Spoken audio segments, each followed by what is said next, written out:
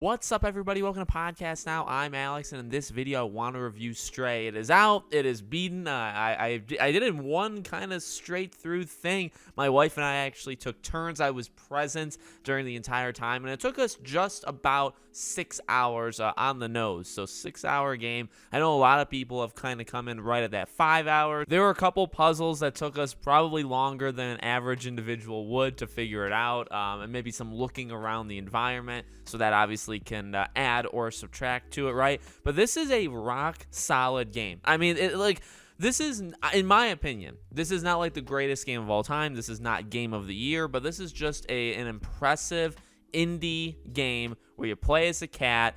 And, you think about it, and obviously when you look at this game before you go into it, right, you say, well, what exactly are you going to actually do in this game? Well, it's a lot of puzzle solving, right? Because in this game, you can only do so much as the cat. You can meow, which is awesome to do. You move around. Jumping is limited, and jumping is something that people were worried about. I do want to say, while I walked myself into it, jumping is quite a bit annoying. I don't mind it being locked in terms of, so you literally cannot jump just like naturally on your own. You have to wait for the X button to appear on whatever object it is that you're going to jump on. All right. Now that in and of itself is not necessarily bad, but it's extremely limited. And sometimes it doesn't show up unless the camera angle is at the perfect spot. And, to some, maybe that wouldn't mean, all that much. It does mean something to me because there were several times, especially early in the game when you're not exactly sure where you're supposed to be going, you're still getting used to it, where you think you're supposed to go somewhere, it actually turns out that is where you're supposed to go,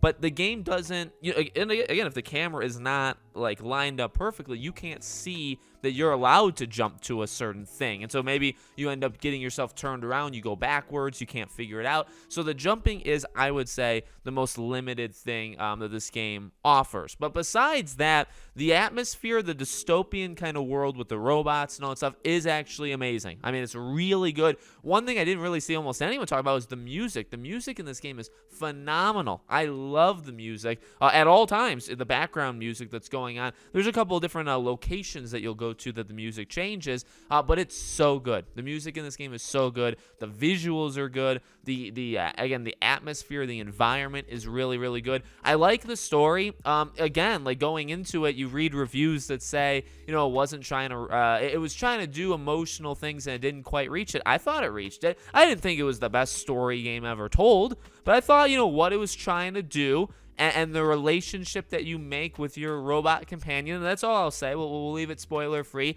I thought was incredibly good, and I thought they actually nailed what they were trying to do by the end of the game. I felt something by the end of the game, which I would say, job well done. Again, the gameplay is really all about getting from one place to the other, but there's a lot of puzzle solving, right? Like there's a lot of I guess moments in this game where you're supposed to go one way, but you're gonna have to try to go somewhere else, or you need a couple different things, and so for those couple different things, you need to do different things to get them, which then kind of all comes back. Again, like I would say, it's a more puzzle kind of game, but I really like it. It's very smart. They change what you have to do. So like again, like let's give a couple examples. There's one scene where you're like at a bar where you have to pick up a drink, give it to somebody, use it to pull down a lever. You jump on the thing that the lever pulls down.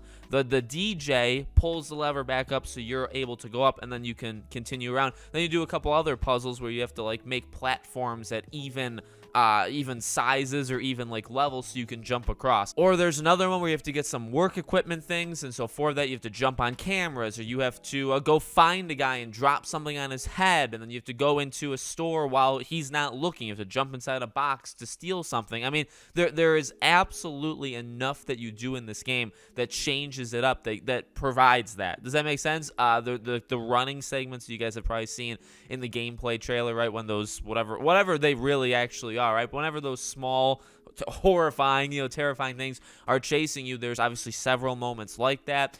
Sometimes it gets progressively like scarier and there's more of them. Sometimes there's less of them. It's a fun game. I'm not gonna pretend like, by the way, if you like super love it, if you do think it's your game of the year, that is totally fine. I'm not gonna pretend like to me it like changed my life or was a next level game. But again, like, and I think people tend to misinterpret my words when I get excited for a game. I wasn't looking for this to be a game of the year or for this to, to change my life in some dramatic way.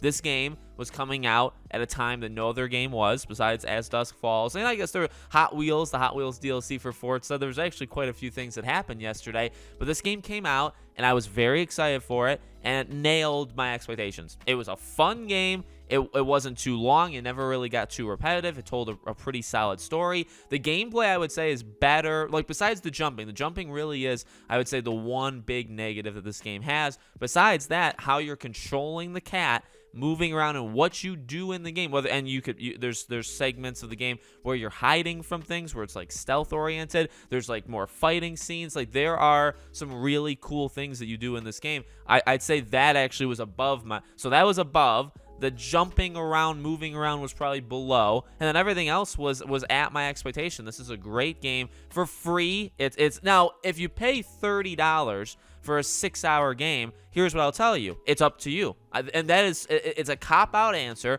but it's one that, if you historically look at my channel, it's one I've always said, because ultimately money means something different to anybody, right? $30 to you is not necessarily $30 to me, right? It's different.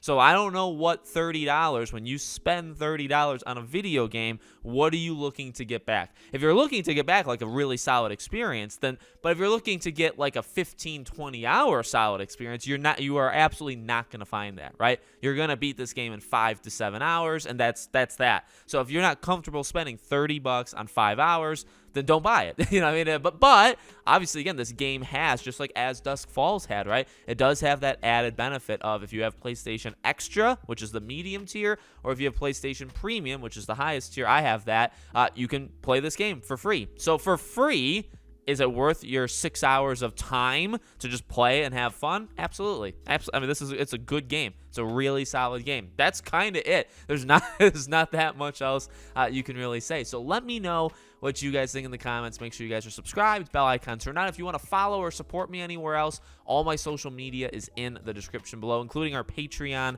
and YouTube memberships. Thank you guys for watching, and I'll see you all on the next one.